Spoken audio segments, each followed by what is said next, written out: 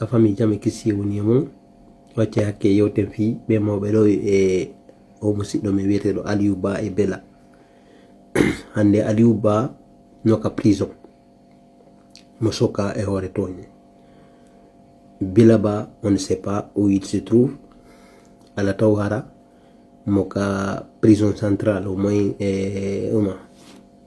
maison centrale hara o tawtali Billo Ba en ɓe luttuɓe.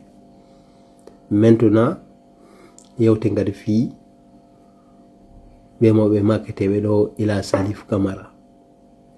Yimɓe ɓuyɗo reprochude ɓe mawɓe ɗo ko moɓɓen ala dénoncude laamu ngu, ki moɓɓen no sutini o injustice on wadde e nder république de Guinée. Donc andi enen ko gonga wolete en ala ɗo ɗaɓɓugol amour.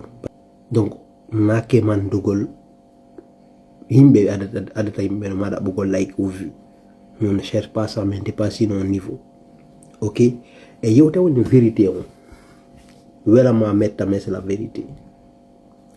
Et la Salif Camara, on a qu'à besoin d'être canadien. En tout cas, tout le monde.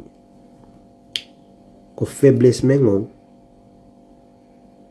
woni en lorrude. Division d'immense.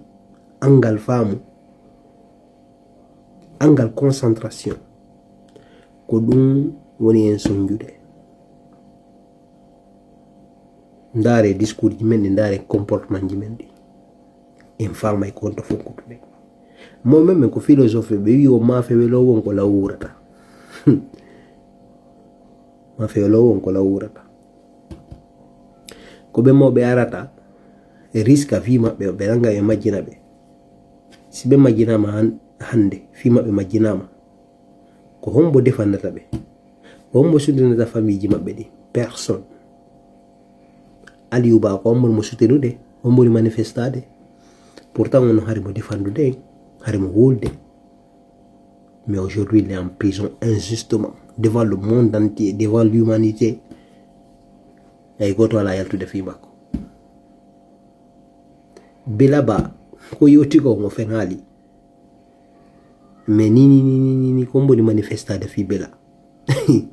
Pourtant Bella mo défendi peuple hein, ko fi du non en fait. Mais qui combo yalti? Personne.